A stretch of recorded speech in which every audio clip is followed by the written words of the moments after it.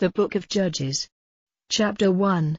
Now after the death of Joshua, the children of Israel made request to the Lord, saying, Who is to go up first to make war for us against the Canaanites? And the Lord said, Judah is to go up. See, I have given the land into his hands. Then Judah said to Simeon his brother, Come up with me into my heritage, so that we may make war against the Canaanites, and I will then go with you into your heritage.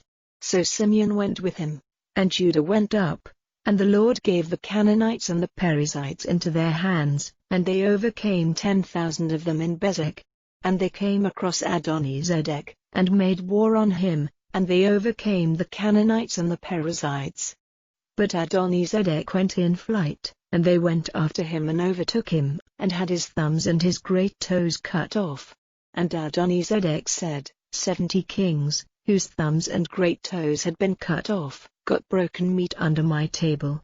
As I have done, so has God done to me in full. And they took him to Jerusalem, and he came to his end there. Then the children of Judah made an attack on Jerusalem, and took it, burning down the town after they had put its people to the sword without mercy. After that the children of Judah went down to make war on the Canaanites living in the hill country and in the south and in the lowlands. And Caleb went against the Canaanites of Hebron. Now in earlier times Hebron was named Kiriath Arba, and he put Sheshai under Heman and Talmah to the sword. And from there he went up against the people of Debir.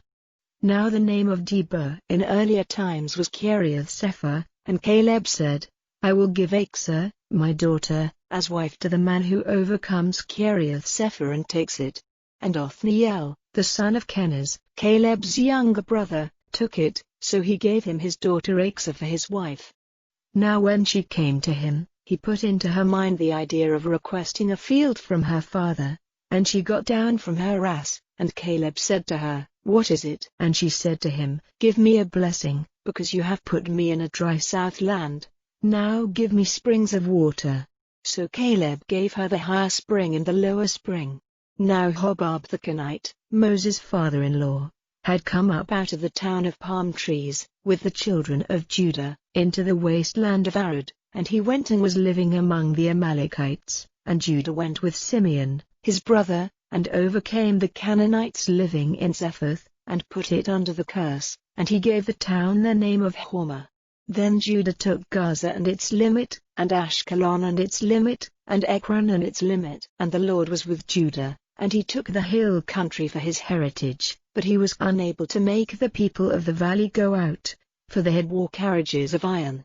And they gave Hebron to Caleb, as Moses had said, and he took the land of the 3 sons of Anak, driving them out from there.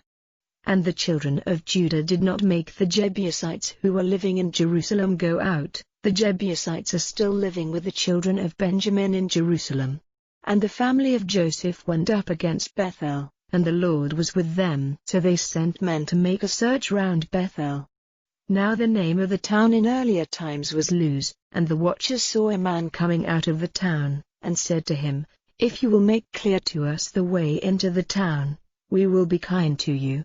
So he made clear to them the way into the town, and they put it to the sword, but they let the man and all his family get away safe.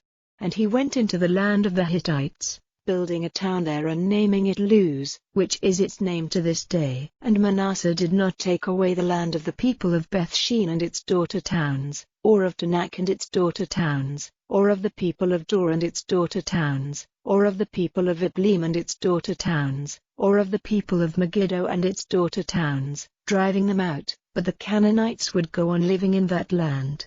And whenever Israel became strong, they put the Canaanites to forced work, without driving them out completely. And Ephraim did not make the Canaanites who were living in Gezer go out, but the Canaanites went on living in Gezer among them. Zebulun did not make the people of Kitron or the people of Naalol go out, but the Canaanites went on living among them and were put to forced work.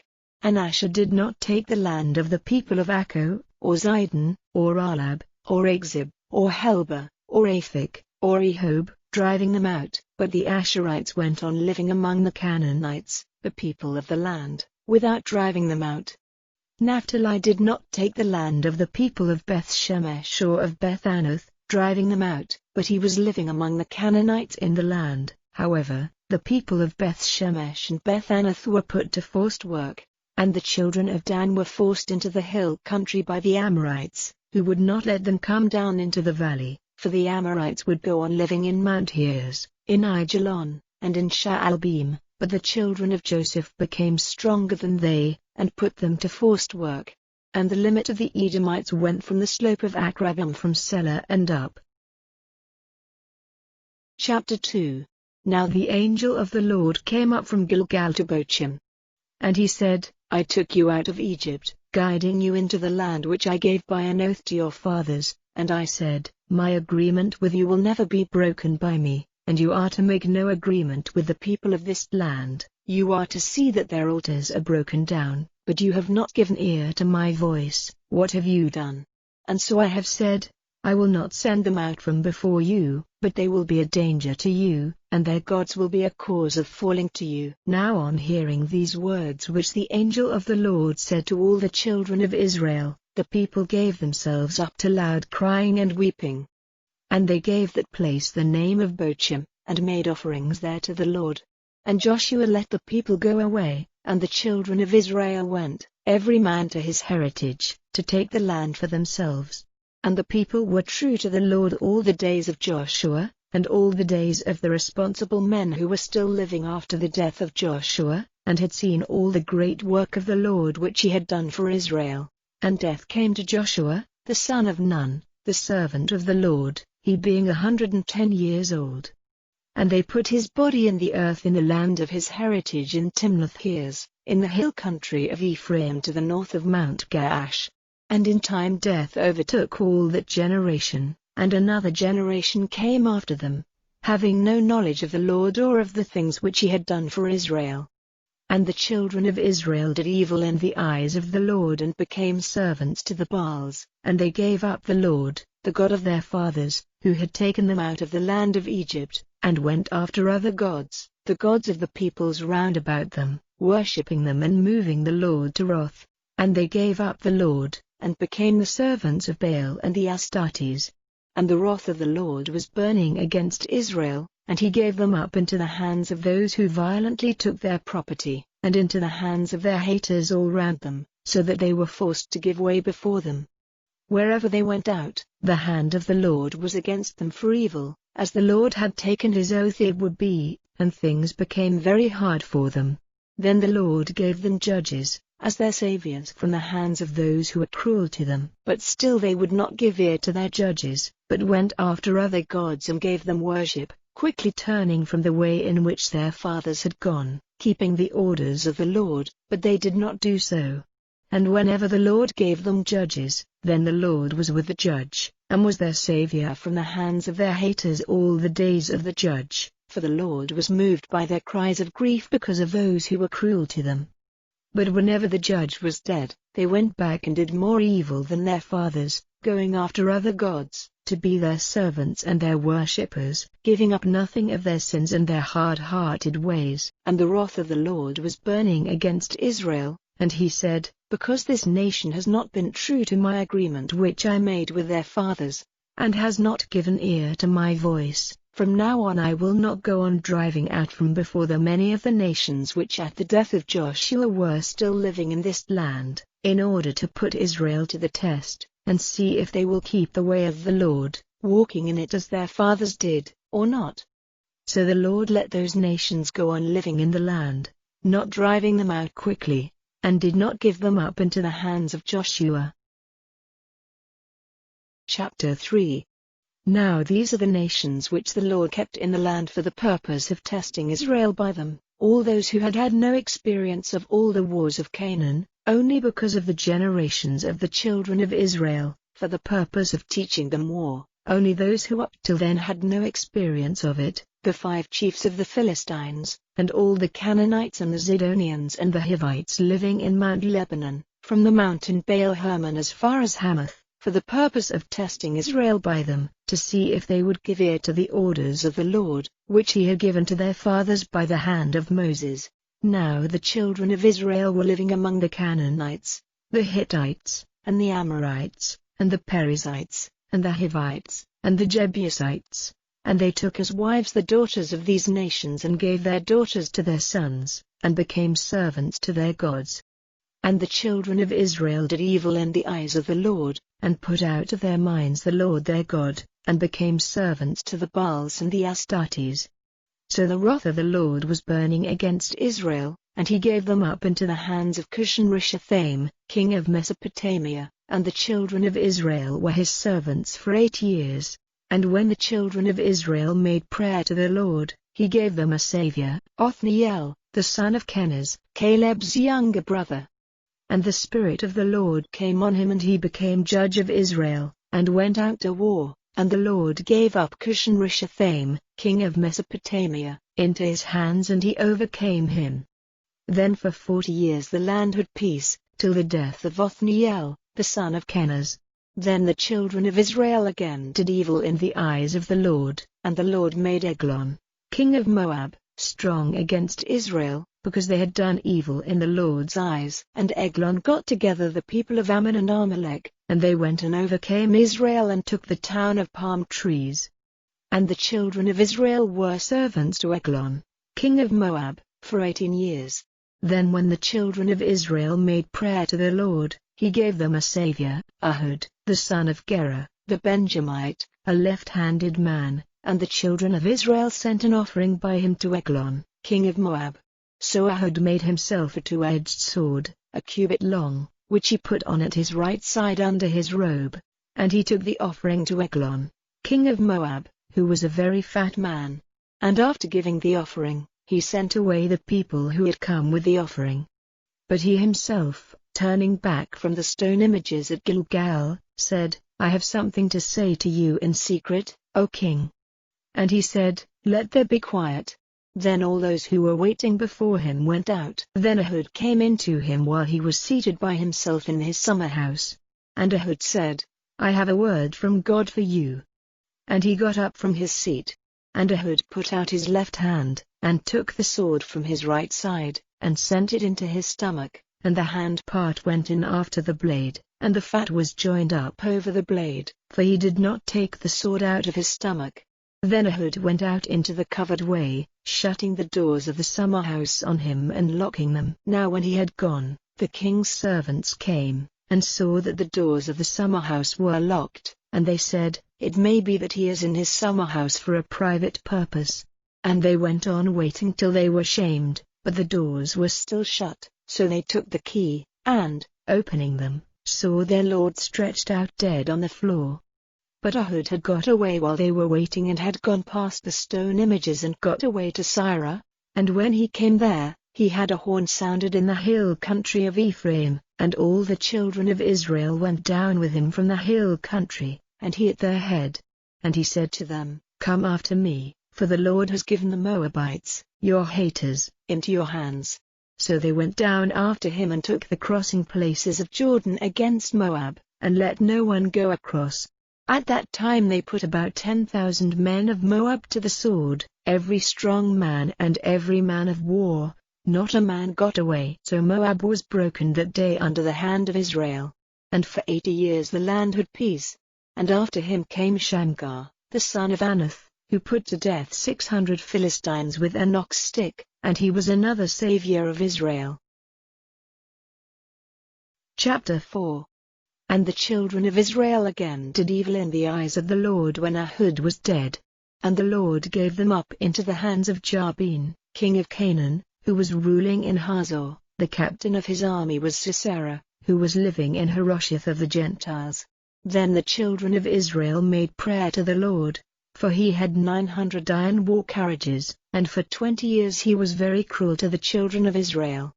Now Deborah, a woman prophet, the wife of Lapidoth, was judge of Israel at that time, and she had her seat under the palm tree of Deborah between Ramah and Bethel in the hill country of Ephraim. And the children of Israel came up to her to be judged, and she sent for Barak, the son of Abinoam, from Kadesh Naphtali, and said to him, Has not the Lord, the God of Israel, given orders saying, Go and get your force into line in Mount Tabor, and take with you 10,000 men of the children of Naphtali and of the children of Zebulun?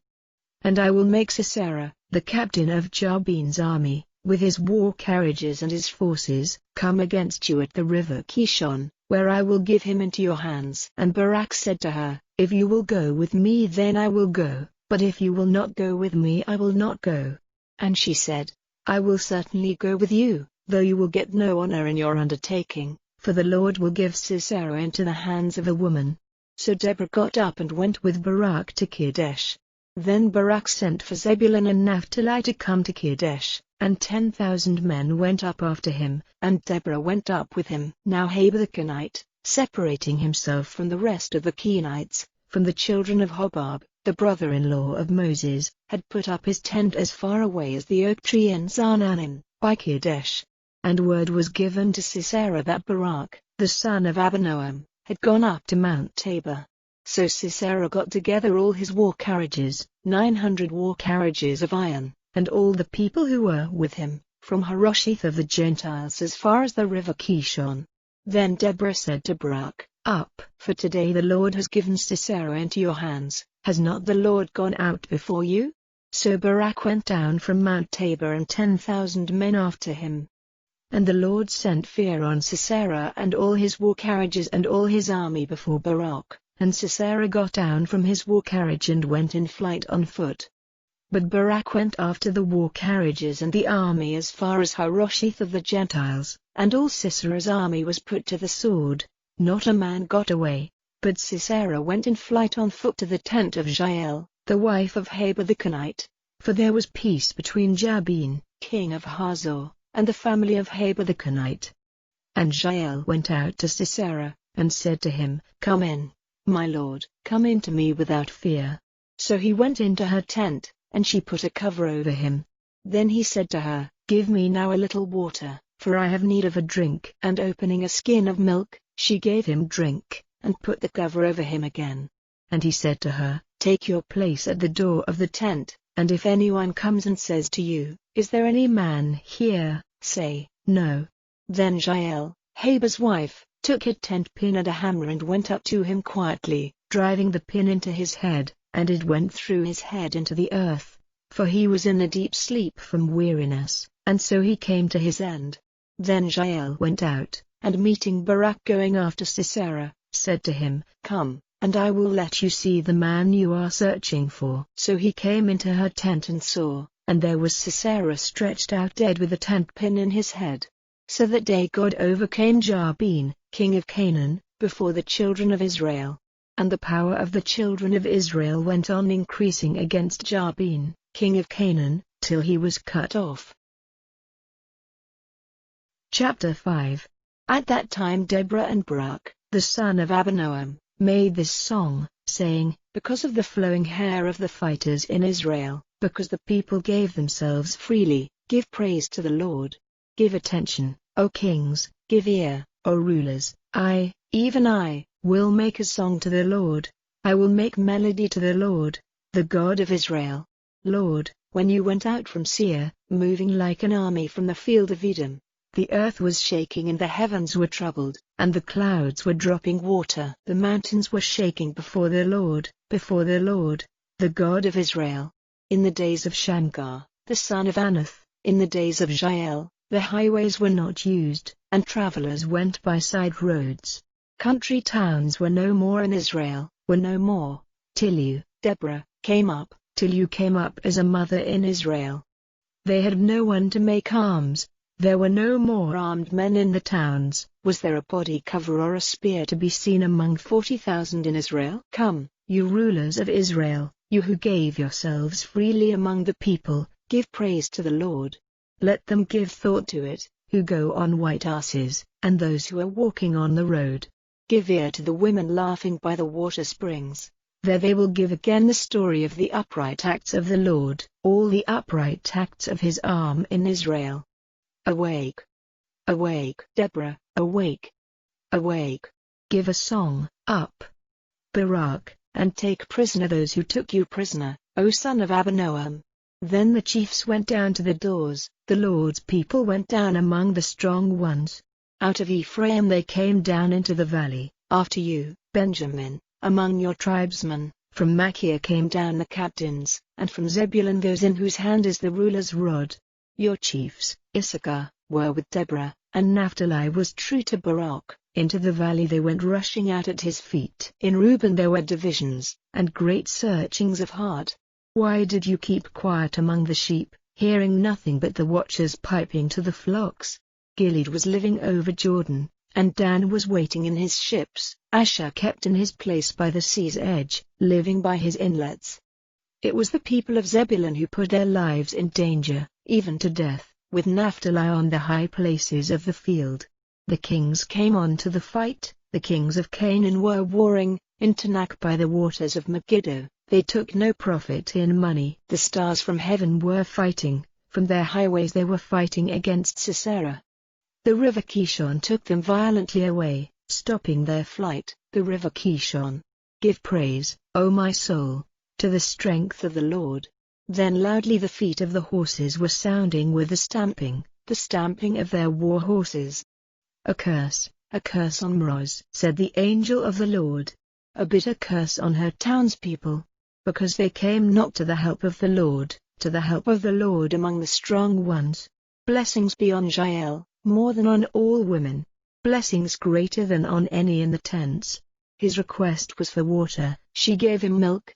She put butter before him on the fair plate. She put out her hand to the tent pin, and her right hand to the workman's hammer. And she gave Sisera a blow, crushing his head, wounding and driving through his brow. Bent at her feet he went down. He was stretched out, bent at her feet he went down. Where he was bent down, there he went down in death. Looking out from the window she gave a cry. The mother of Sisera was crying out through the window, "Why is his carriage so long in coming? When will the noise of his wheels be sounding?" Her wise women gave answer to her. Yes, she made answer again to herself. Are they not parting the goods among them, a young girl or two to every man? And to Sisera robes of colored needlework, worked in fair colors on this side and on that, for the neck of the queen? So may destruction come on all your haters, O Lord, but let your lovers be like the sun going out in his strength. And for 40 years the land had peace. Chapter 6. And the children of Israel did evil in the eyes of the Lord, and the Lord gave them up into the hand of Midian for 7 years. And Midian was stronger than Israel, and because of the Midianites, the children of Israel made holes for themselves in the mountains, and hollows in the rocks, and strong places. And whenever Israel's grain was planted, the Midianites and the Amalekites and the people of the east came up against them, and put their army in position against them. And they took all the produce of the earth as far as Gaza, till there was no food in Israel, or any sheep or oxen or asses. For they came up regularly with their oxen and their tents. They came like the locusts in number, they and their camels were without number, and they came into the land for its destruction. And Israel was in great need because of Midian, and the cry of the children of Israel went up to the Lord. And when the cry of the children of Israel, because of Midian, came before the Lord sent a prophet to the children of Israel, who said to them, The Lord the God of Israel has said, I took you up from Egypt, out of the prison house, and I took you out of the hands of the Egyptians and out of the hands of all who were cruel to you, and I sent them out by force from before you and gave you their land, and I said to you, I am the Lord your God. You are not to give worship to the gods of the Amorites in whose land you are living. But you did not give ear to my voice. Now the angel of the Lord came and took his seat under the oak tree in Ophrah, in the field of Joash the Abiezrite, and his son Gideon was crushing grain in the place where the grapes were crushed, so that the Midianites might not see it. And the angel of the Lord came before his eyes, and said to him, The Lord is with you, O man of war. Then Gideon said to him, O my Lord, if the Lord is with us, why has all this come on us? And where are all his works of power, of which our fathers have given us word, saying, Did not the Lord take us out of Egypt? But now he has given us up, handing us over to the power of Midian. And the Lord, turning to him, said, Go in the strength you have and be Israel's savior from Midian. Have I not sent you? And he said to him, O Lord, how may I be the savior of Israel? See, my family is the poorest in Manasseh, and I am the least in my father's house." Then the Lord said to him, "Truly, I will be with you, and you will overcome the Midianites as if they were one man." So he said to him, "If now I have grace in your eyes, then give me a sign that it is you who are talking to me. Do not go away till I come with my offering and put it before you." And he said, "I will not go away before you come back." Then Gideon went in and made ready a young goat, and with an ephah of meal he made unleavened cakes. He put the meat in a basket and the soup in which it had been cooked he put in a pot, and he took it out to him under the oak tree and gave it to him there. And the angel of God said to him, "Take the meat and the unleavened cakes and put them down on the rock over there, draining out the soup over them." And he did so. Then the angel of the Lord put out the stick which was in his hand, touching the meat and the cakes with the end of it, and a flame came up out of the rock, burning up the meat and the cakes, and the angel of the Lord was seen no longer. Then Gideon was certain that he was the angel of the Lord, and Gideon said, "I am in fear, O Lord God, for I have seen the angel of the Lord face to face." But the Lord said to him, "Peace be with you, have no fear, you are in no danger of death." Then Gideon made an altar there to the Lord, and gave it the name Yahweh Shalom. To this day it is an offer of the Abiezrites. The same night the Lord said to him, "Take 10 men of your servants and an ox 7 years old, and after pulling down the altar of Baal which is your father's, and cutting down the holy tree by its side, make an altar to the Lord your God on the top of this rock, in the ordered way, and take the ox and make a burnt offering with the wood of the holy tree which has been cut down." Then Gideon took 10 of his servants and did as the Lord had said to him, but fearing to do it by day, because of his father's people and the men of the town, he did it by night. And the men of the town got up early in the morning, and they saw the altar of Baal broken down, and the holy tree which was by it cut down, and the ox offered on the altar which had been put up there. And they said to one another, "Who has done this thing?" And after searching with care, they said, "Gideon, the son of Joash, has done this thing." Then the men of the town said to Joash, "Make your son come out to be put to death, for pulling down the altar of Baal and cutting down the holy tree which was by it." But Joash said to all those who were attacking him, "Will you take up the cause of Baal? Will you be his savior? Let anyone who will take up his cause be put to death while it is still morning. If he is a god, let him take up his cause himself because of the pulling down of his altar." So that day he gave him the name of Jerubbaal, saying, "Let Baal take up his cause against him because his altar has been broken down." Then all the Midianites and the Amalekites and the people of the east, banding themselves together, went over and put up their tents in the valley of Jezreel. But the Spirit of the Lord came on Gideon, and at the sound of his horn all Abiezer came together after him. And he sent through all Manasseh, and they came after him, and he sent to Asher and Zebulun and Naphtali, and they came up and were joined to the others.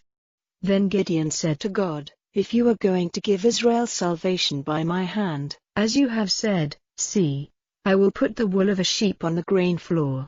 If there is dew on the wool only, while all the earth is dry, then I will be certain that it is your purpose to give Israel salvation by my hand as you have said." And it was so, for he got up early on the morning after, and twisting the wool in his hands, he got a basin full of water from the dew on the wool.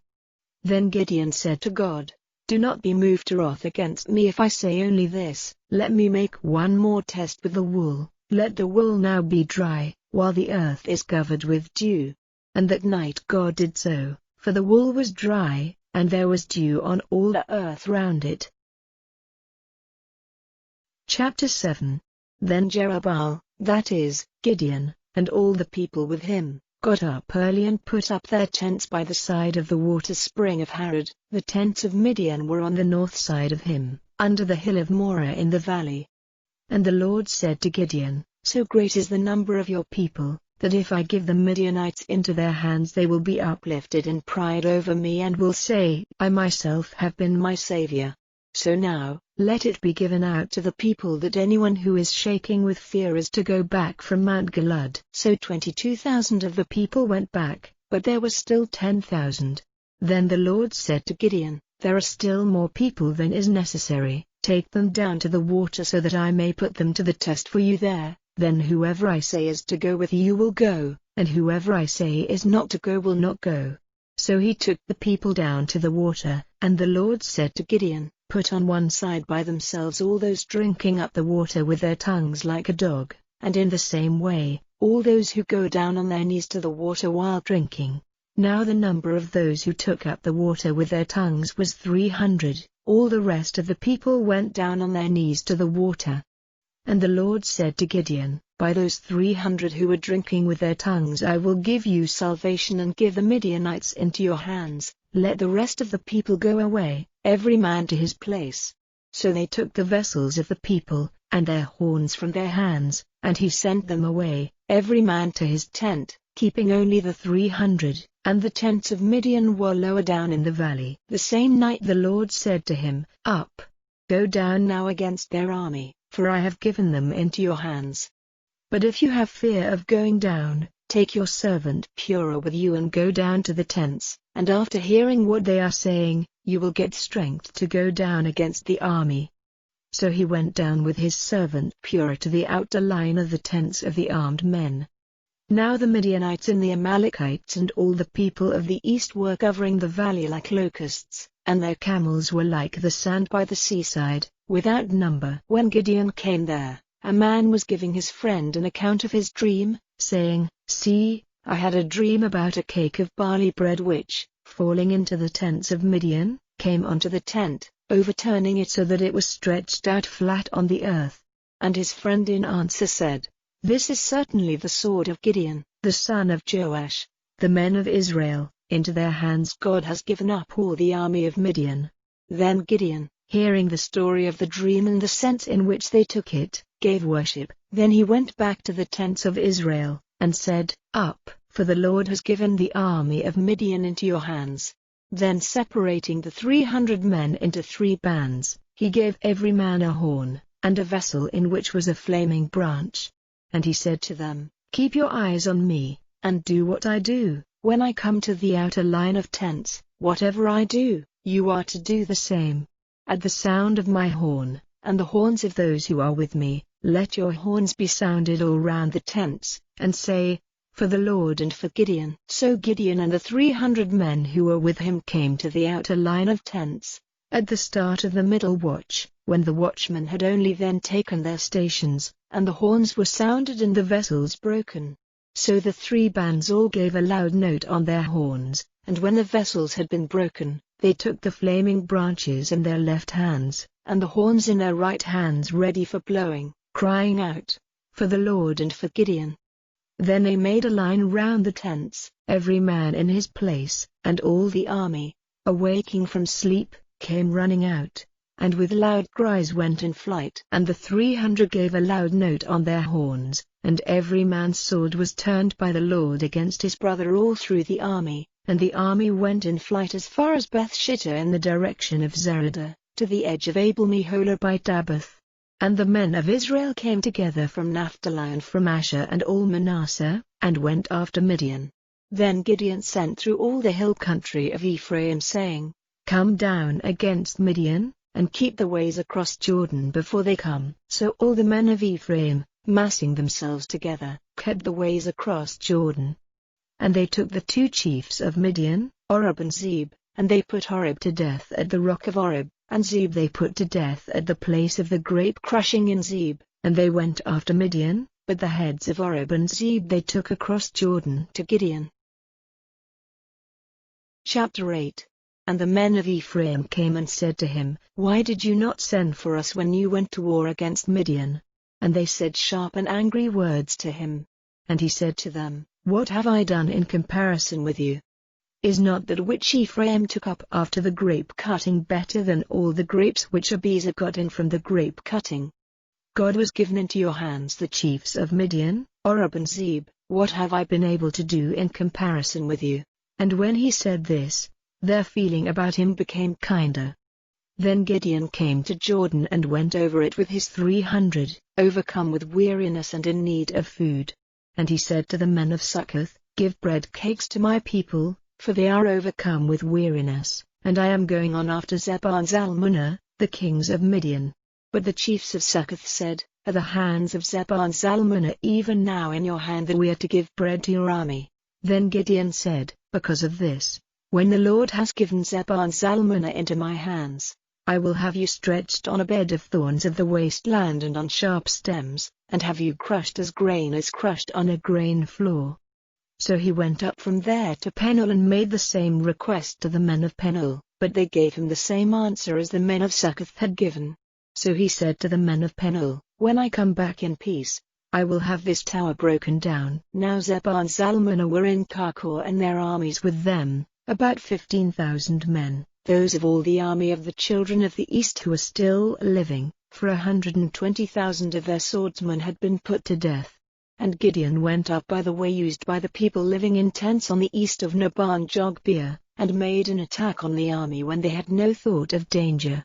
And Zebah and Zalmunna went in flight, and he went after them, and took the 2 kings of Midian, Zebah and Zalmunna, and put all the army to the curse. Then Gideon, the son of Joash, went back from the fight, and taking prisoner a young man of the people of Succoth, he got from him, in answer to his questions, a list of the chiefs of Succoth and the responsible men, 77 men. So he came to the men of Succoth and said, "Here are Zebah and Zalmunna, on account of whom you made sport of me, saying, 'Are the hands of Zebah and Zalmunna even now in your hand, that we are to give bread to your army who are overcome with weariness?'"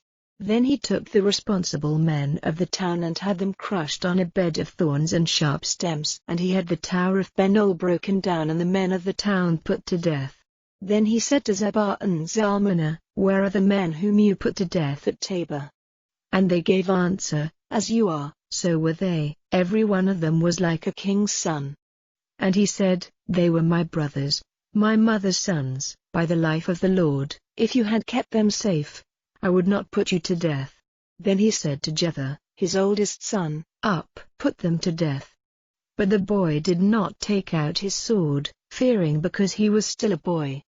Then Zebah and Zalmunna said, "Up, put an end to us yourself, for you have a man's strength." Then Gideon got up and put Zebah and Zalmunna to death and took the ornaments which were on their camels' necks. Then the men of Israel said to Gideon, "Be our ruler, you and your son's son after him, for you have been our savior from the hands of Midian." But Gideon said to them, "I will not be a ruler over you, and my son will not be a ruler over you. It is the Lord who will be ruler over you." Then Gideon said to them, "I have a request to make to you. Let every man give me the earrings he has taken." For they had gold earrings, because they were Ishmaelites, and they gave answer, "We will gladly give them." So they put down a robe, every man dropping into it the earrings he had taken. The weight of the gold earrings which he got from them was 1,700 shekels of gold, in addition to the moon ornaments and jewels and the purple robes which were on the kings of Midian, and the chains on their camels' necks. And Gideon made an effort from them and put it up in his town Ophrah, and all Israel went after it there and were false to the Lord, and it became a cause of sin to Gideon and his house.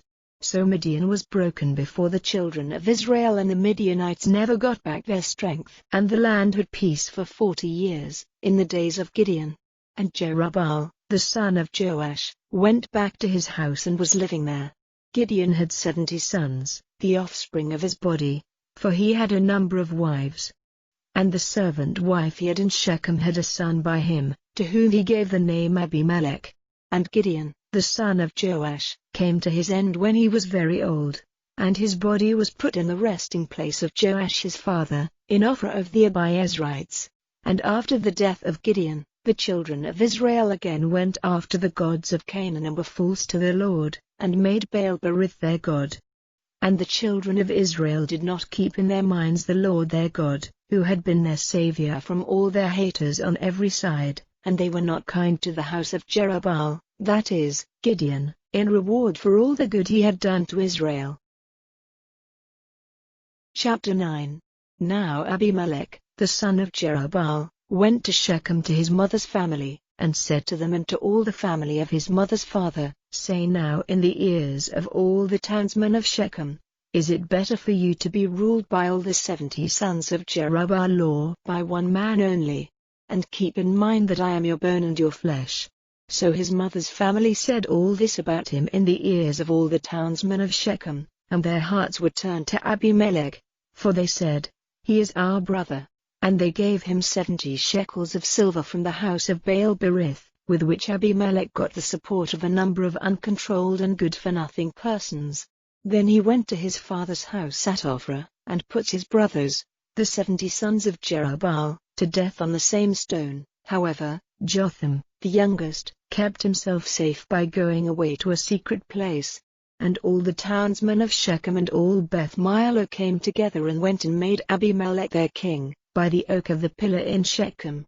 Now Jotham, on hearing of it, went to the top of Mount Gerizim, and crying out with a loud voice said to them, "Give ear to me, you townsmen of Shechem, so that God may give ear to you."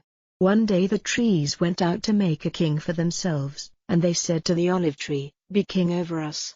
But the olive tree said to them, "Am I to give up my wealth of oil, by which men give honor to God, and go waving over the trees?" Then the trees said to the fig tree, "You come and be king over us." But the fig tree said to them, "Am I to give up my sweet taste and my good fruit and go waving over the trees?" Then the trees said to the vine, "You come and be king over us." But the vine said to them, "Am I to give up my wine, which makes glad God and men, to go waving over the trees?" Then all the trees said to the thorn, "You come and be king over us." And the thorn said to the trees, "If it is truly your desire to make me your king, then come and put your faith in my shade, and if not, may fire come out of the thorn, burning up the cedars of Lebanon." So now, if you have done truly and uprightly in making Abimelech king, and if you have done well to Jerubbaal and his house in reward for the work of his hands, for my father made war for you, and put his life in danger, and made you free from the hands of Midian, and you have gone against my father's family this day, and have put to death his sons, even 70 men on one stone, and have made Abimelech, the son of his servant wife, king over the townsmen of Shechem because he is your brother. If then you have done what is true and upright to Jerubbaal and his family this day, may you have joy in Abimelech, and may he have joy in you. But if not, may fire come out from Abimelech, burning up the townsmen of Shechem and Beth Millo, and may fire come out from the townsmen of Shechem and Beth Millo, for the destruction of Abimelech. Then Jotham straightway went in flight to Beer, and was living there for fear of his brother Abimelech. So Abimelech was chief over Israel for 3 years. And God sent an evil spirit between Abimelech and the townsmen of Shechem, and the townsmen of Shechem were false to Abimelech, so that punishment for the violent attack made on the 70 sons of Jerubbaal, and for their blood, might come on Abimelech, their brother, who put them to death, and on the townsmen of Shechem who gave him their help in putting his brothers to death. And the townsmen of Shechem put secret watches on the tops of the mountains, and they made attacks on all who went by on the road and took their goods, and word of this came to Abimelech. Then Gaal, the son of Ebed, came with his brothers, and went over to Shechem, and the men of Shechem put their faith in him. And they went out into their fields and got in the fruit of their vines, and when the grapes had been crushed, they made a holy feast and went into the house of their God, and over their food and drink they were cursing Abimelech. And Gaal, the son of Ebed, said, "Who is Abimelech and who is Shechem, that we are to be his servants? Is it not right for the son of Jerubbaal and Zebul his captain to be servants to the men of Hamor, the father of Shechem? But why are we to be his servants? If only I had authority over this people, I would put Abimelech out of the way, and I would say to Abimelech, make your army strong, and come out." Now Zebul, the ruler of the town, hearing what Gaal, the son of Ebed, had said, was moved to wrath. And he sent to Abimelech at Arumah, saying, "See, Gaal, the son of Ebed, and his brothers have come to Shechem, and they are working up the town against you. So now, get up by night, you and your people, and keep watch in the field secretly, and in the morning, when the sun is up, get up early and make a rush on the town. And when he and his people come out against you, do to them whatever you have a chance to do." So Abimelech and the people with him got up by night, in 4 bands, to make a surprise attack on Shechem. And Gaal, the son of Ebed, went out, and took his place at the doorway into the town, Then Abimelech and his people got up from the place where they had been waiting. And when Gaal saw the people, he said to Zebul, "See, people are coming down from the tops of the mountains." And Zebul said to him, "You see the shade of the mountains like men." And Gaal said again, "See, people are coming down from the middle of the land, and one band is coming by way of the oak tree of the seers." Then Zebul said to him, "Now where is your loud talk when you said, 'Who is Abimelech that we are to be his servants?' Is this not the people whom you were eating so low? Go out now, and make war on them." So Gaal went out at the head of the townsmen of Shechem and made war on Abimelech. And Abimelech went after him, and he went in flight before him, and a great number were falling by the sword all the way up to the town. Then Abimelech went back to Arumah, and Zebul sent Gaal and his brothers away and would not let them go on living in Shechem.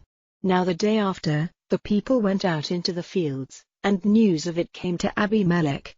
And he took his people, separating them into 3 bands, and was waiting secretly in the field. And when he saw the people coming out of the town, he went up and made an attack on them. And Abimelech with his band made a rush, and took up their position at the doorway into the town. And the other 2 bands made a rush on all those who were in the fields, and overcame them.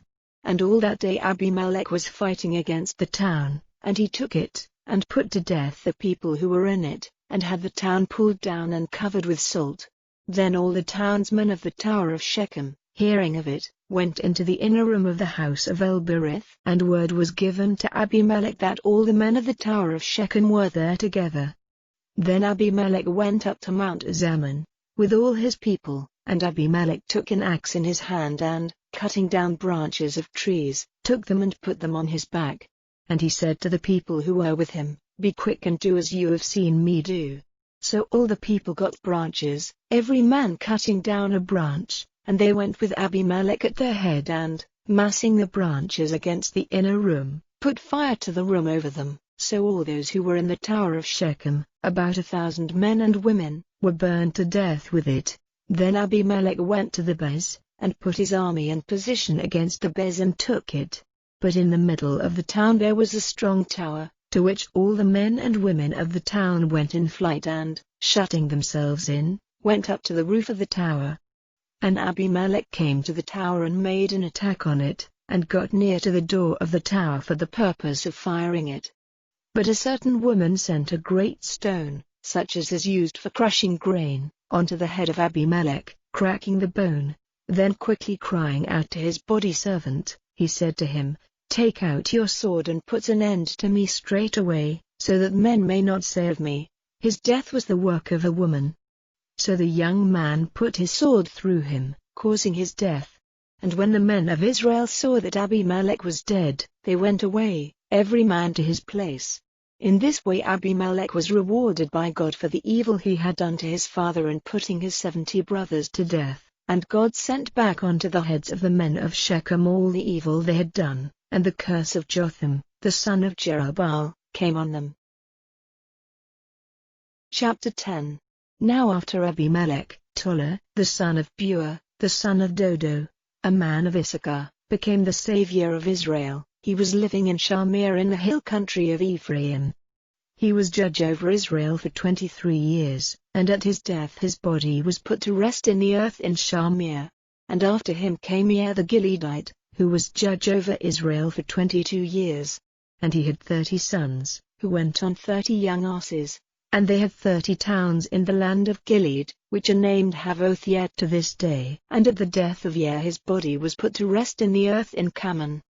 And again the children of Israel did evil in the eyes of the Lord, worshipping the Baals and Astartes, and the gods of Aram and the gods of Zidon and the gods of Moab and the gods of the children of Ammon and the gods of the Philistines. They gave up the Lord and were servants to him no longer. And the wrath of the Lord was burning against Israel, and he gave them up into the hands of the Philistines and into the hands of the children of Ammon. And that year the children of Israel were crushed under their yoke. For 18 years all the children of Israel on the other side of Jordan, in the land of the Amorites which is in Gilead, were cruelly crushed down. And the children of Ammon went over Jordan, to make war against Judah and Benjamin and the house of Ephraim, and Israel was in great trouble.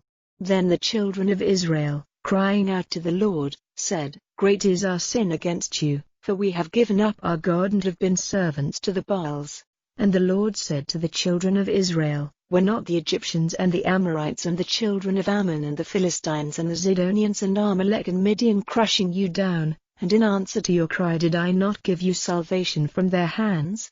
But, for all this, you have given me up and have been servants to other gods, so I will be your Savior no longer. Go, send up your cry for help to the gods of your selection, let them be your saviors in the time of your trouble. And the children of Israel said to the Lord, We are sinners, do to us whatever seems good to you, only give us salvation this day. So they put away the strange gods from among them, and became the Lord's servants, and his soul was angry because of the sorrows of Israel. Then the children of Ammon came together and put their army in position in Gilead. And the children of Israel came together and put their army in position in Mizpah. And the people of Israel said to one another, Who will be the first to make an attack on the children of Ammon? We will make him head over all Gilead. Chapter 11. Now Jephthah the Gileadite was a great man of war.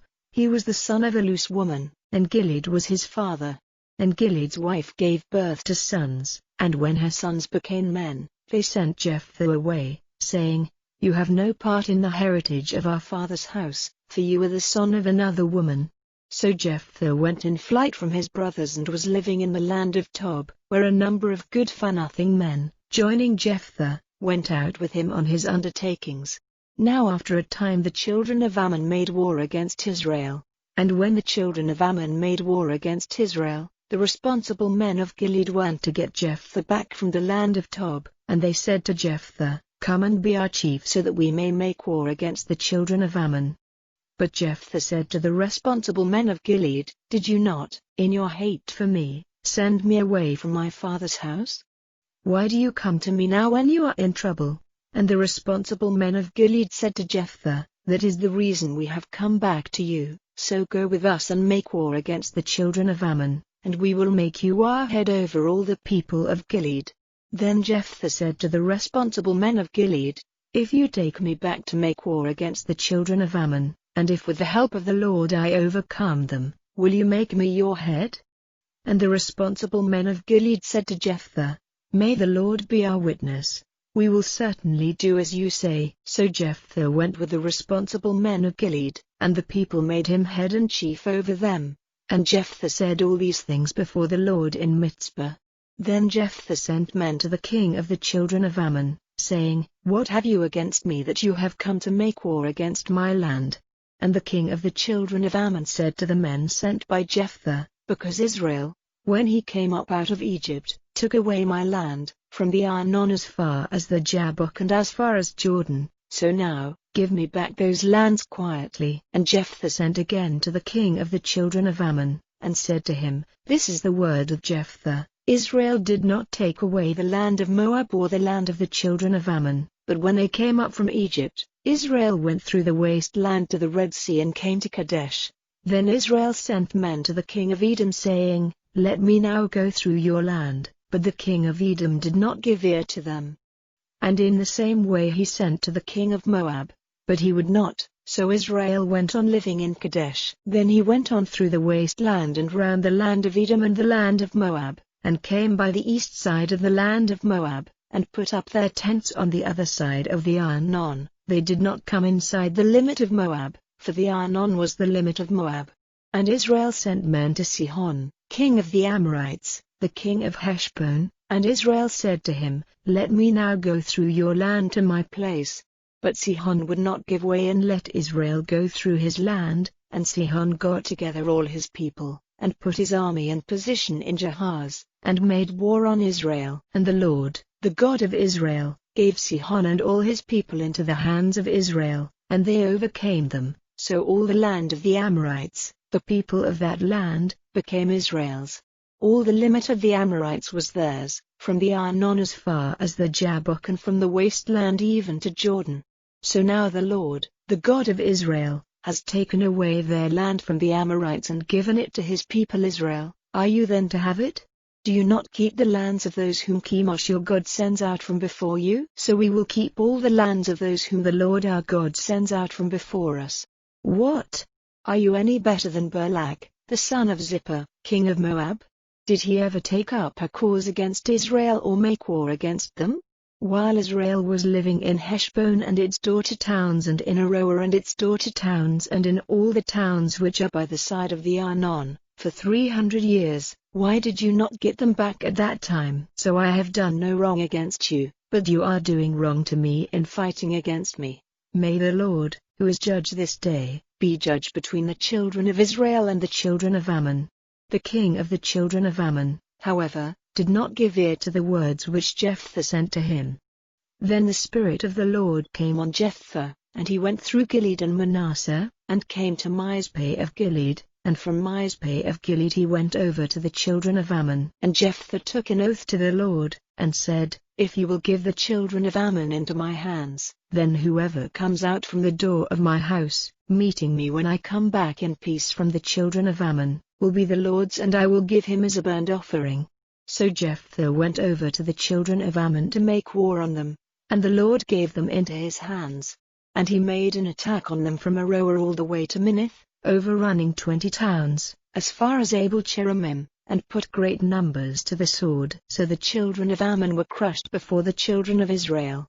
Then Jephthah came back to his house in Mizpah, and his daughter came out, meeting him on his way with music and with dances. She was his only child.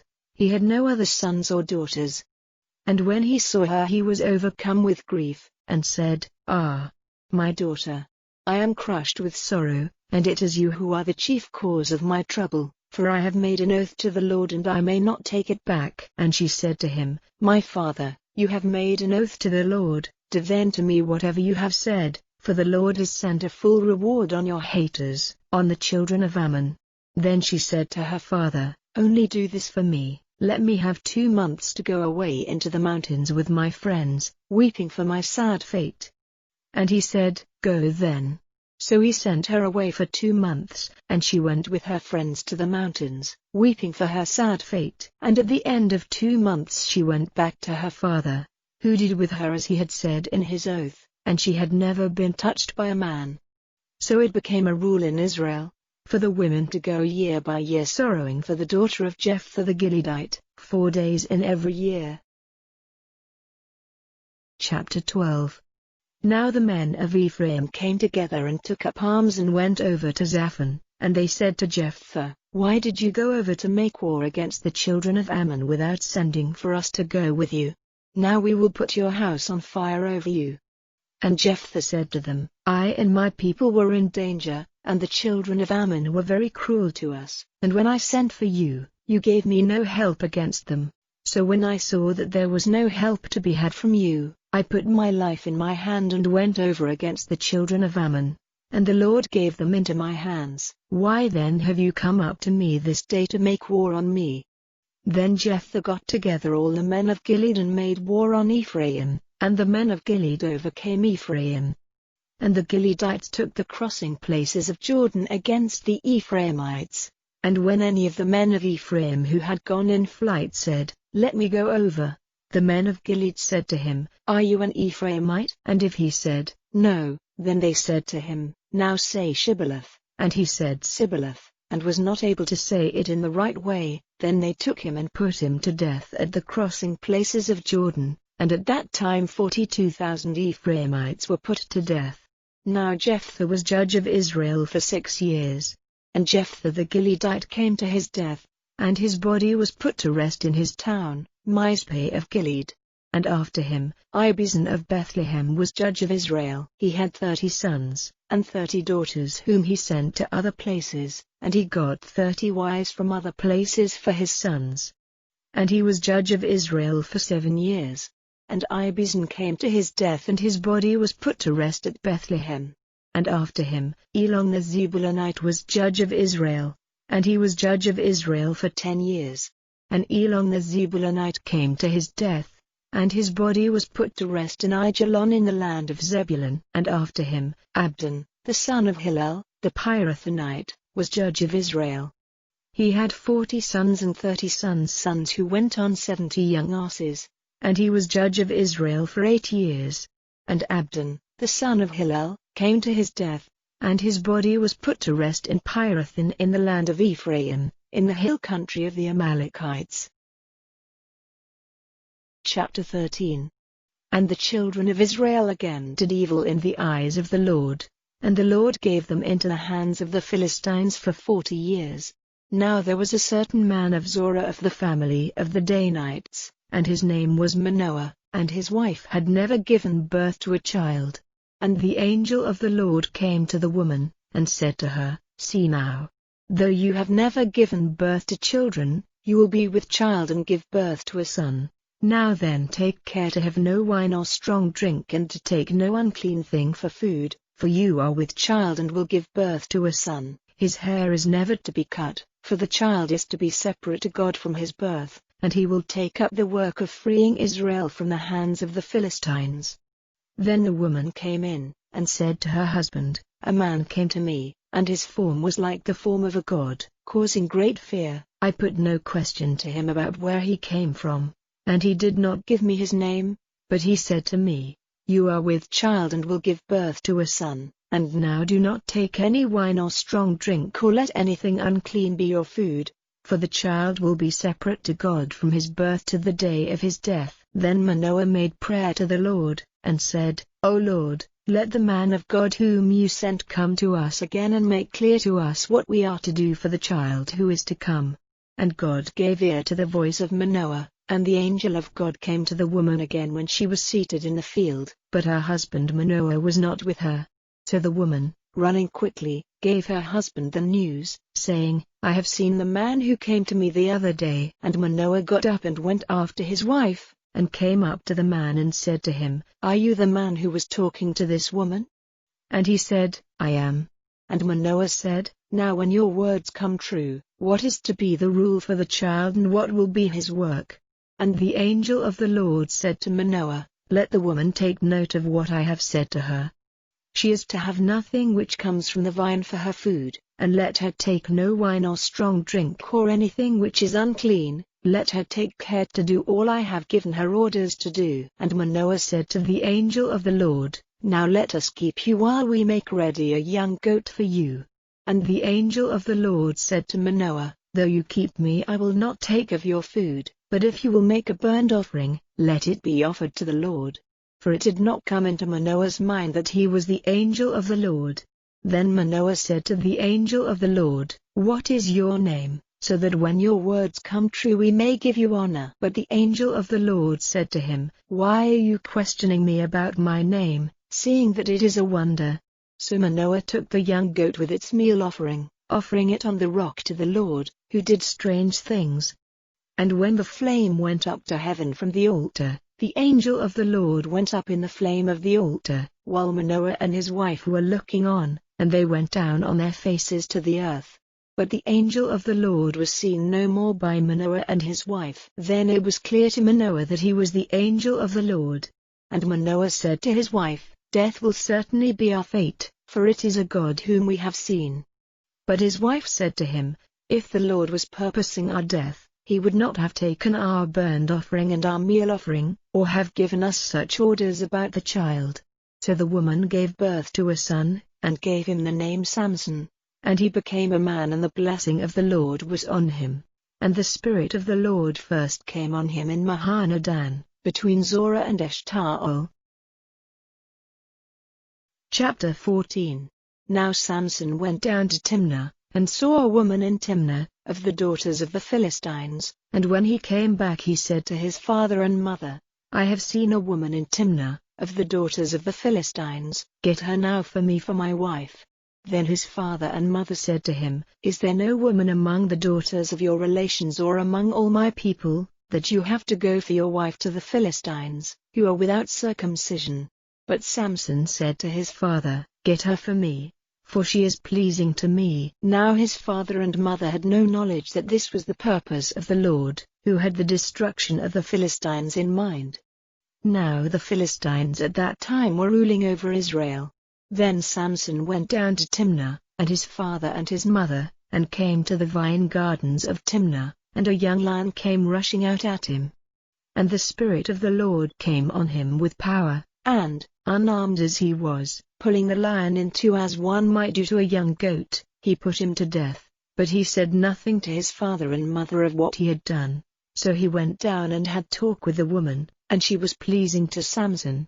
Then after a time he went back to take her, and turning from the road to see the dead body of the lion, he saw a mass of bees in the body of the lion, and honey there. And he took the honey in his hand, and went on, tasting it on the way, and when he came to his father and mother he gave some to them, but did not say that he had taken the honey from the body of the lion. Then Samson went down to the woman, and made a feast there, as was the way among young men, and he took 30 friends, and they were with him. And Samson said, Now I have a hard question for you. If you are able to give me the answer before the 7 days of the feast are over, I will give you 30 linen robes and 30 changes of clothing. But if you are not able to give me the answer, then you will have to give me 30 linen robes and 30 changes of clothing. And they said to him, Put your hard question and let us see what it is. And he said, Out of the taker of food came food, and out of the strong came the sweet. And at the end of 3 days they were still not able to give the answer. So on the 4th day they said to Samson's wife, Get from your husband the answer to his question by some trick or other, or we will have you and your father's house burned with fire. Did you get us here to take all we have? Then Samson's wife, weeping over him, said, Truly you have no love for me but only hate. You have put a hard question to the children of my people and have not given me the answer.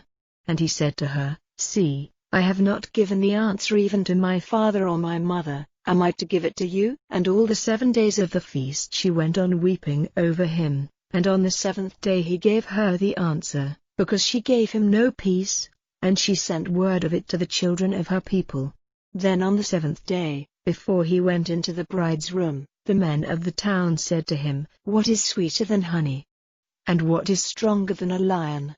And he said to them, If you had not been plowing with my cow you would not have got the answer to my question. And the Spirit of the Lord came rushing on him, and he went down to Ashkelon and, attacking 30 men there, took their clothing from them, and gave it to the men who had given the answer to his hard question.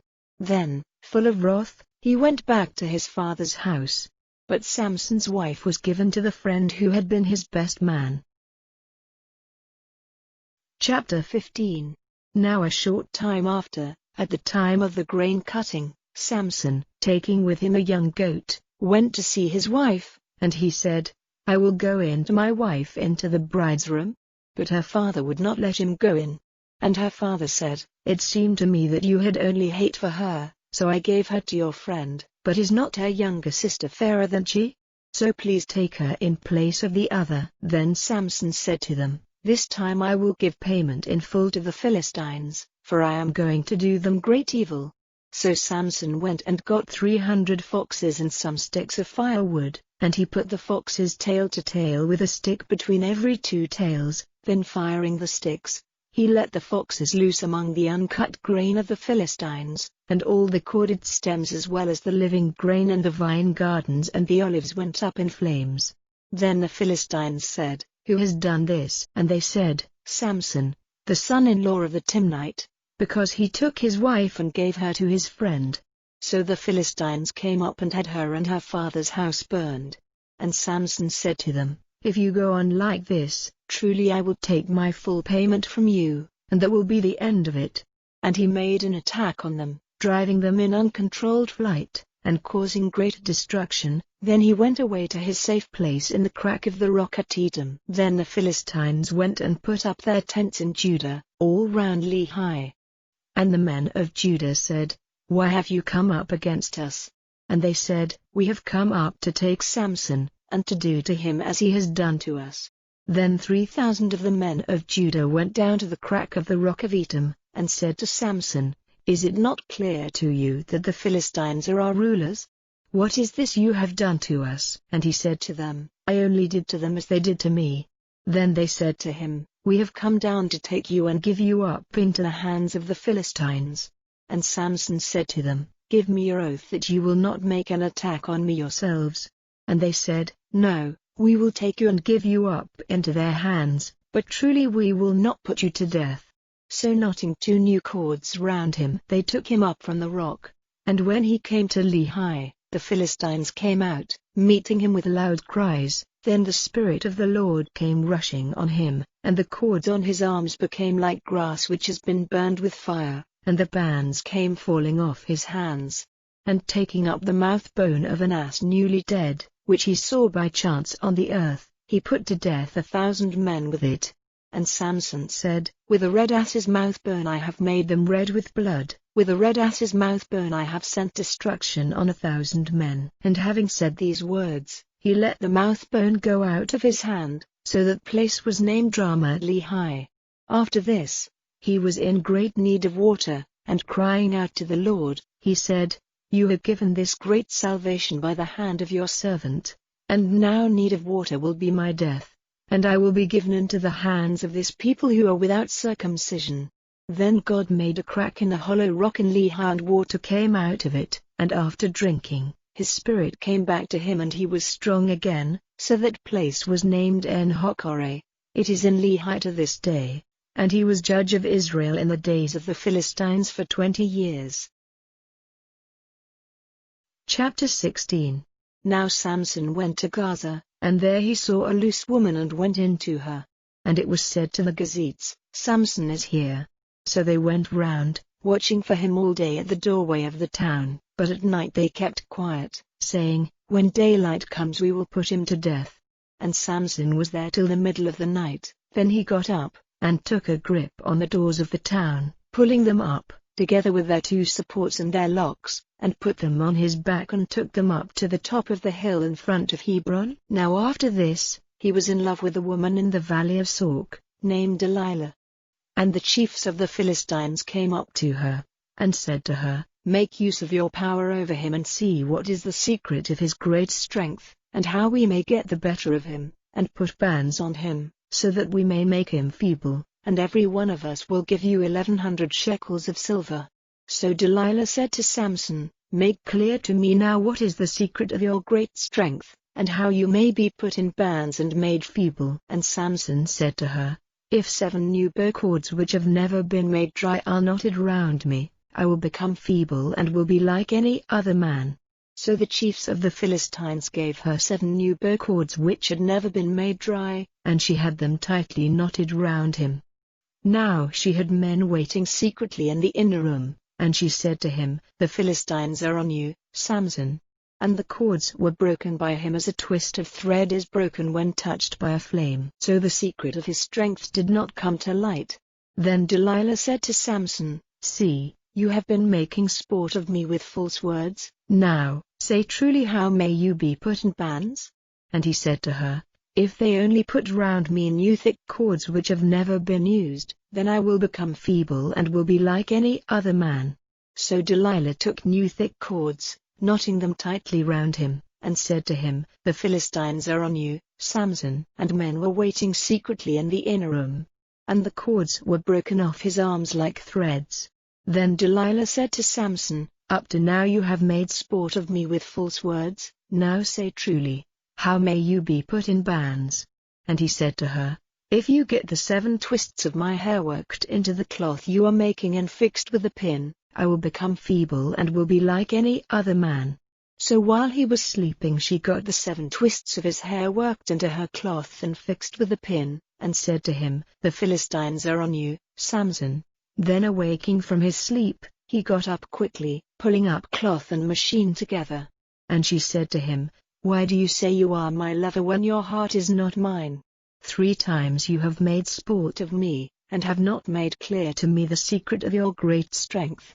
So day after day she gave him no peace, forever questioning him till his soul was troubled to death. And opening all his heart to her, he said to her, "My head has never been touched by a blade, for I have been separate to God from the day of my birth. If my hair is cut off, then my strength will go from me and I will become feeble, and will be like any other man."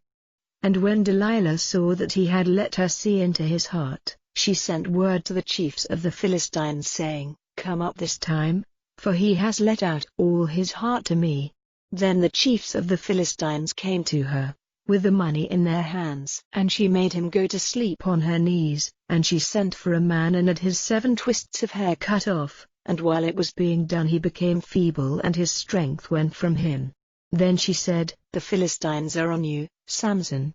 And awaking from his sleep, he said, "I will go out as at other times, shaking myself free." But he was not conscious that the Lord had gone from him. So the Philistines took him and put out his eyes. Then they took him down to Gaza, and, chaining him with bands of brass, put him to work crushing grain in the prison house. But the growth of his hair was starting again after it had been cut off. And the chiefs of the Philistines came together to make a great offering to Dagon their god, and to be glad, for they said, "Our God has given into our hands Samson our hater." And when the people saw him, they gave praise to their God, for they said, "Our God has given into our hands the one who was fighting against us, who made our country waste, and who put great numbers of us to death."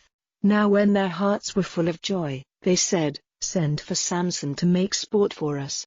And they sent for Samson out of the prison house, and he made sport before them, and they put him between the pillars. And Samson said to the boy who took him by the hand, "Let me put my hand on the pillars supporting the house, so that I may put my back against them."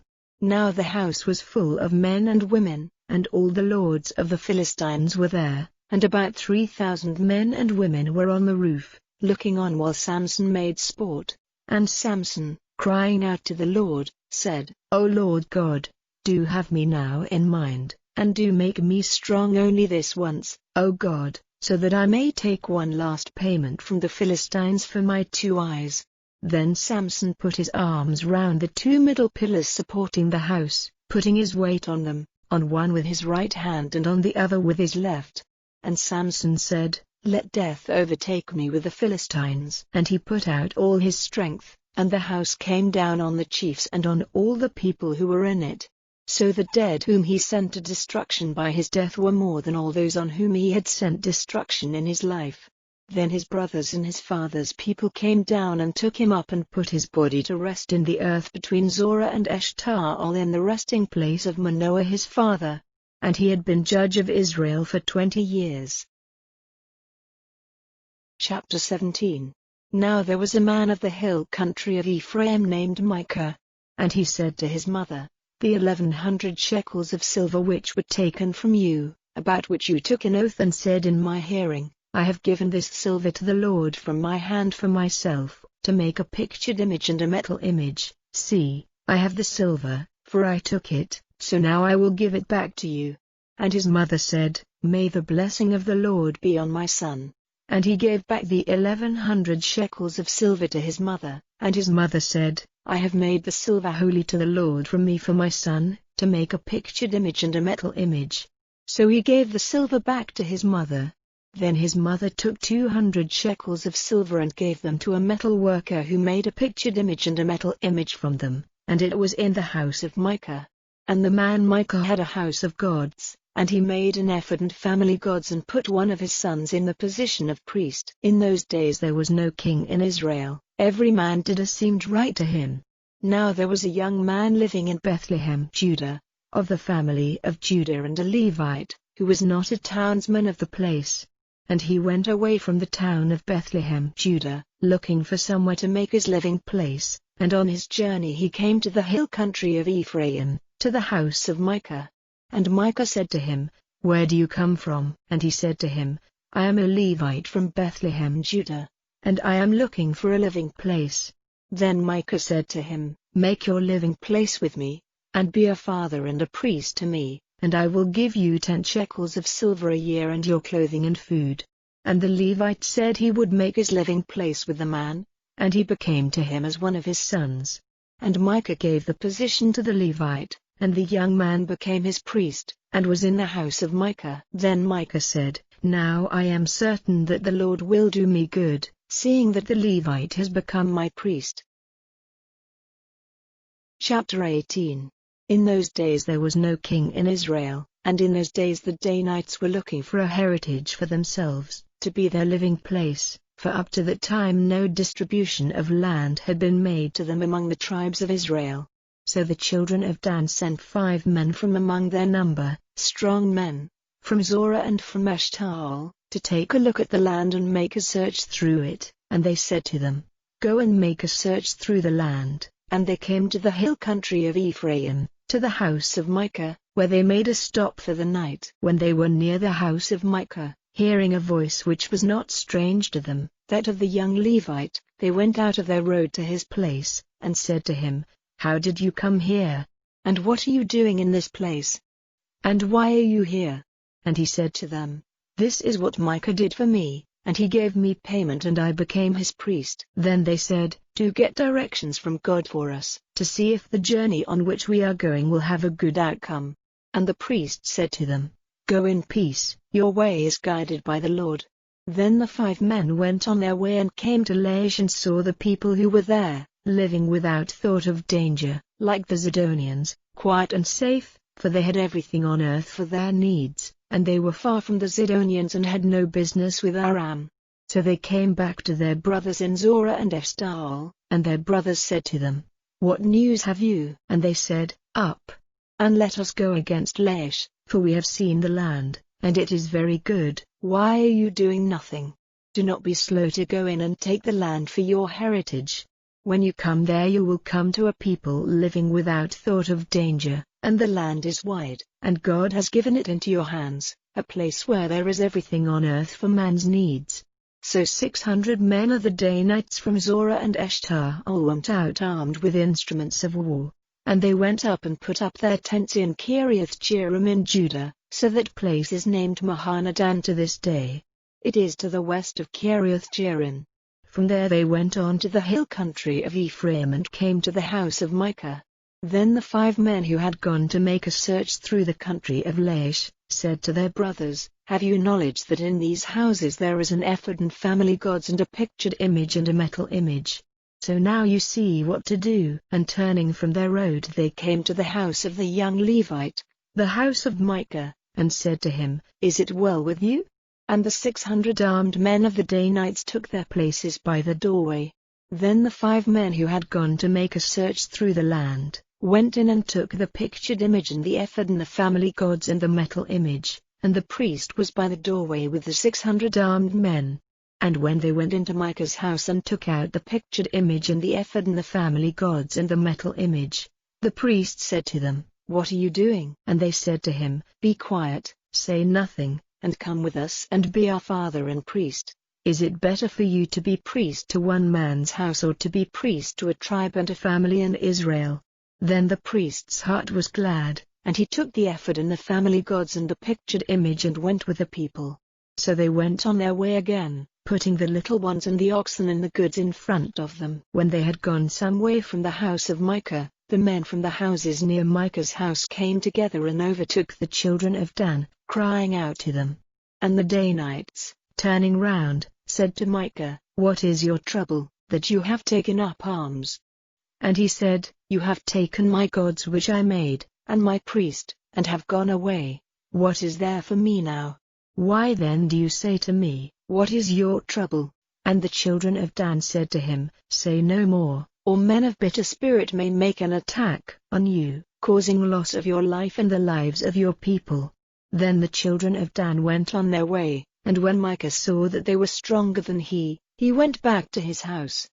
And they took that which Micah had made, and his priest, and came to Laish, to a people living quietly and without thought of danger, and they put them to the sword without mercy, burning down their town. And they had no savior, because it was far from Zidon, and they had no business with Aram, and it was in the valley which is the property of Beth Rehob. And building up the town again they took it for their living place. And they gave the town the name of Dan, after Dan their father, who was the son of Israel, though the town had been named Laish at first. And the children of Dan put up the pictured image for themselves, and Jonathan, the son of Gershom, the son of Moses, and his sons were priests for the tribe of the Danites till the day when the ark was taken prisoner. And they put up for themselves the image which Micah had made, and it was there all the time that the house of God was in Shiloh. Chapter 19. Now in those days, when there was no king in Israel, a certain Levite was living in the inmost parts of the hill country of Ephraim, and he got for himself a servant wife from Bethlehem, Judah. And his servant wife was angry with him, and went away from him to her father's house at Bethlehem, Judah, and was there for 4 months. Then her husband got up and went after her, with the purpose of talking kindly to her, and taking her back with him.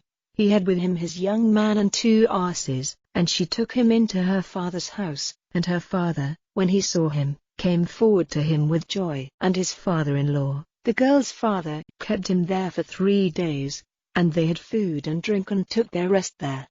Now on the 4th day they got up early in the morning, and he made ready to go away. But the girl's father said to his son-in-law, "Take a little food to keep up your strength, and then go on your way."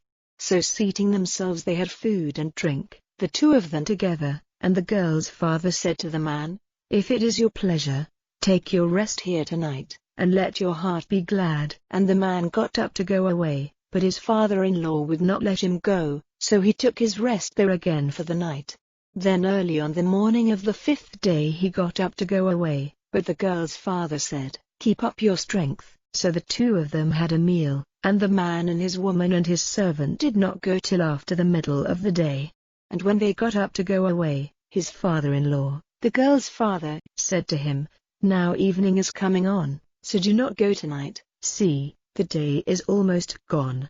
Take your rest here and let your heart be glad, and tomorrow early, go on your way back to your house." But the man would not be kept there that night, and he got up and went away and came opposite to Jebus, which is Jerusalem, and he had with him the 2 asses, ready for traveling, and his woman. When they got near Jebus the day was far gone, and the servant said to his master, "Now let us go from our road into this town of the Jebusites and take our night's rest there." But his master said to him, "We will not go out of our way into a strange town, whose people are not of the children of Israel, but we will go on to Gibeah." And he said to his servant, "Come, let us go on to one of these places, stopping for the night in Gibeah or Ramah." So they went on their way, and the sun went down when they were near Gibeah in the land of Benjamin. And they went off the road there with the purpose of stopping for the night in Gibeah, and he went in, seating himself in the street of the town, for no one took them into his house for the night. Now when it was evening they saw an old man coming back from his work in the fields. He was from the hill country of Ephraim and was living in Gibeah, but the men of the place were Benjamites. And when he saw the traveler in the street of the town, the old man said, "Where are you going? And where do you come from?" And he said to him, "We are on our way from Bethlehem, Judah to the inmost parts of the hill country of Ephraim. I came from there and went to Bethlehem, Judah. Now I am on my way back to my house, but no man will take me into his house. But we have dry grass and food for our asses, as well as bread and wine for me, and for the woman, and for the young man with us. We have no need of anything." And the old man said, "Peace be with you, let all your needs be my care, only do not take your rest in the street." So he took them into his house and gave the asses food, and after washing their feet they took food and drink. While they were taking their pleasure at the meal, the good-for-nothing men of the town came round the house, giving blows on the door, and they said to the old man, the master of the house, "Send out that man who came to your house, so that we may take our pleasure with him." So the man, the master of the house, went out to them, and said, "No, my brothers, do not this evil thing. This man has come into my house, and you are not to do him this wrong. See, here is my daughter, a virgin, and his servant wife. I will send them out for you to take them and do with them whatever you will. But do no such thing of shame to this man." But the men would not give ear to him, so the man took his woman and sent her out to them. And they took her by force, using her for their pleasure all night till the morning. And when dawn came they let her go. Then at the dawn of day the woman came, and, falling down at the door of the man's house where her master was stretched there till it was light. In the morning her master got up, and opening the door of the house went out to go on his way, and he saw his servant wife stretched on the earth at the door of the house with her hands on the step. And he said to her, "Get up and let us be going." But there was no answer, so he took her up and put her on the ass, and went on his way and came to his house. And when he had come to his house, he got his knife, and took the woman, cutting her up bone by bone into 12 parts, which he sent through all Israel. And he gave orders to the men whom he sent, saying, "This is what you are to say to all the men of Israel. Has ever an act like this been done from the day when the children of Israel came out of Egypt to this day? Give thought to it, turning it over in your minds, and give your opinion of it." Chapter 20. Then all the children of Israel took up arms, and the people came together like one man, from Dan to Beersheba, and the land of Gilead, before the Lord at Mizpah. And the chiefs of the people, out of all the tribes of Israel, took their places in the meeting of the people of God, 400,000 footmen armed with swords. Now the children of Benjamin had word that the children of Israel had gone up to Mizpah, and the children of Israel said, "Make clear how this evil thing took place."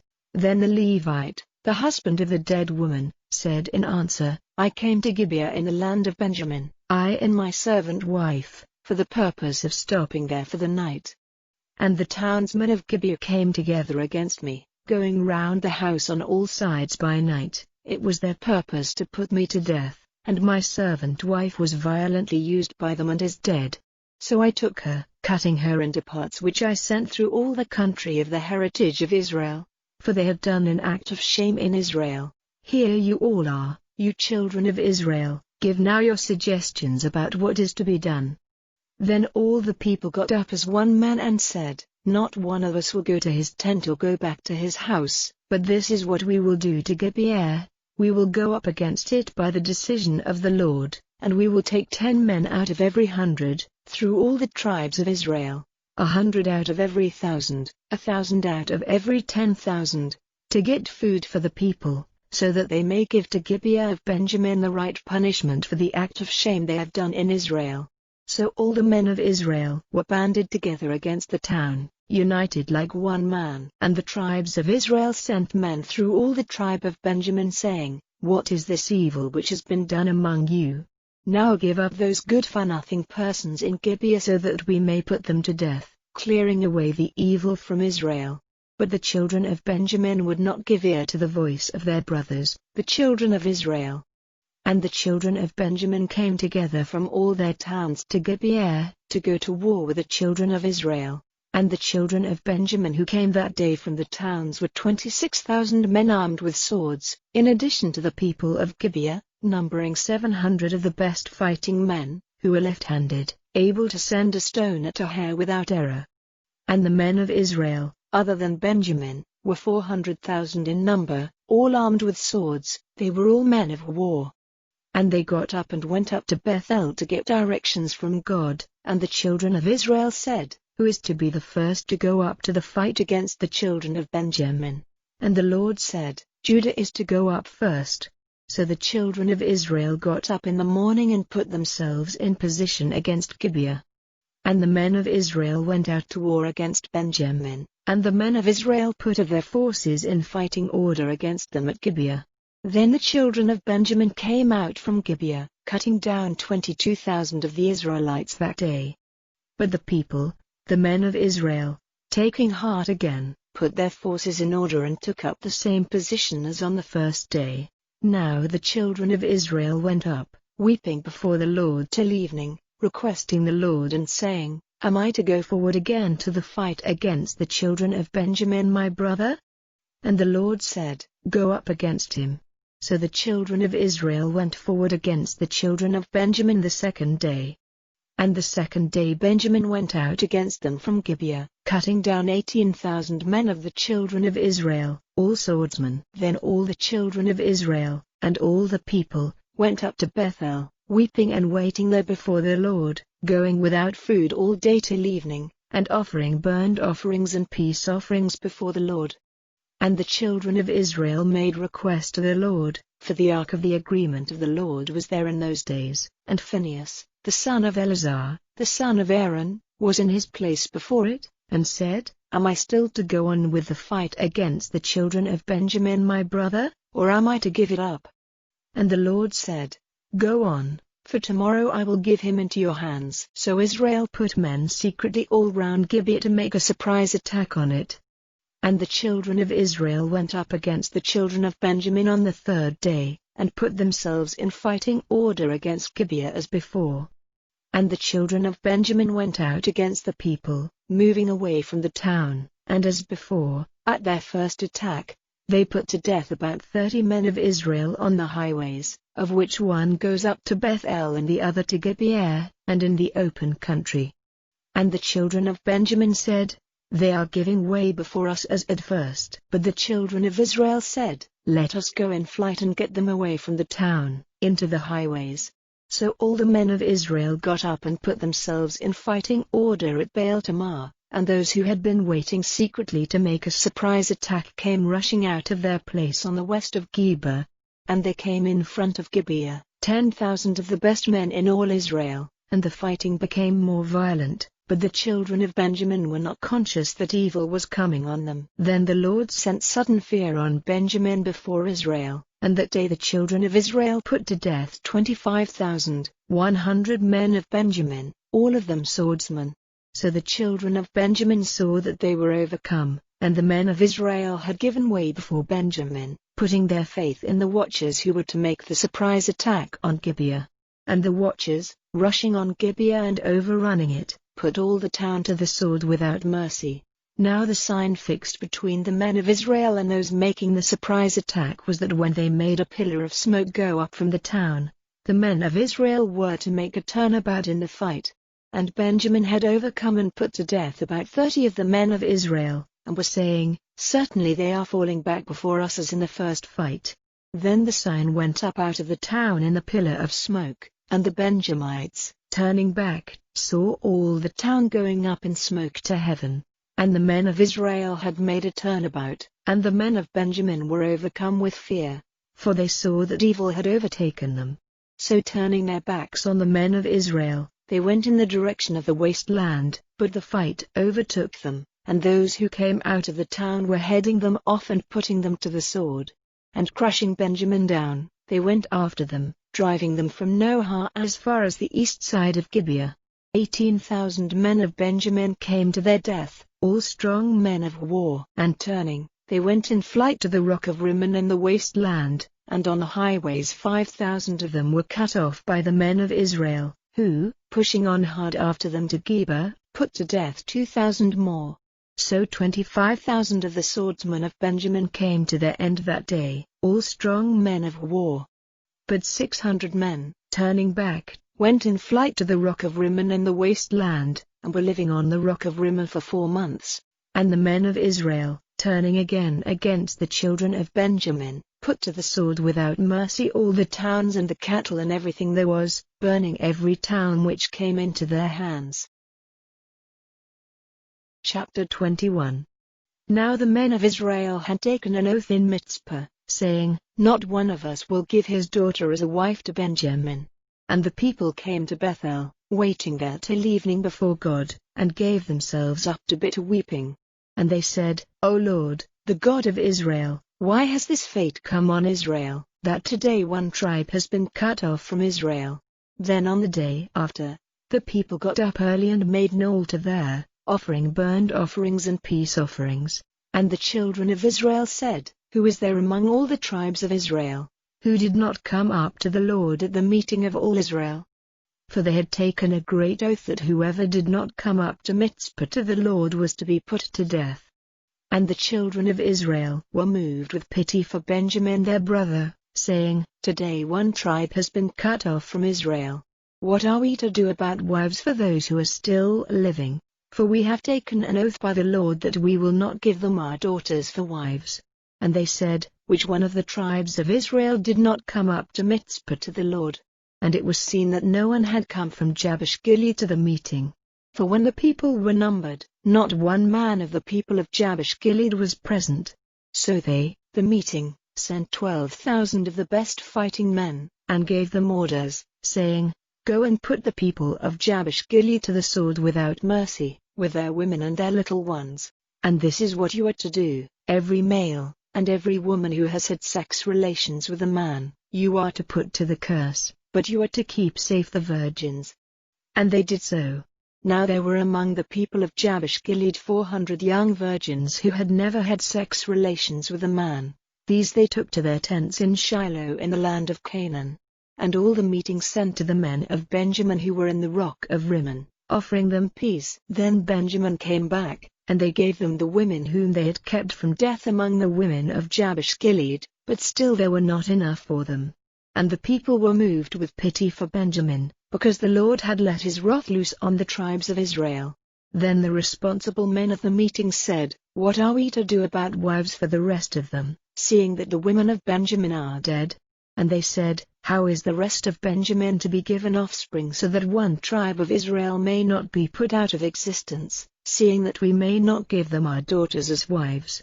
For the children of Israel had taken an oath, saying, "Cursed is he who gives a wife to Benjamin." And they said, "See, every year there is a feast of the Lord in Shiloh, which is to the north of Bethel, on the east side of the highway which goes up from Bethel to Shechem, and on the south of Lebonah." And they said to the men of Benjamin, "Go into the vine gardens, waiting there secretly, and watching, and if the daughters of Shiloh come out to take part in the dances, then come from the vine gardens and take a wife for every one of you from among the daughters of Shiloh, and go back to the land of Benjamin. And when their fathers or their brothers come and make trouble, you are to say to them, 'Give them to us as an act of grace, for we did not take them as wives for ourselves in war.' And if you yourselves had given them to us, you would have been responsible for the broken oath." So the men of Benjamin did this, and got wives for themselves for every one of their number, taking them away by force from the dance. Then they went back to their heritage, building up their towns and living in them. Then the children of Israel went away from there, every man to his tribe and his family, every man went back to his heritage. In those days there was no king in Israel. Every man did what seemed right to him.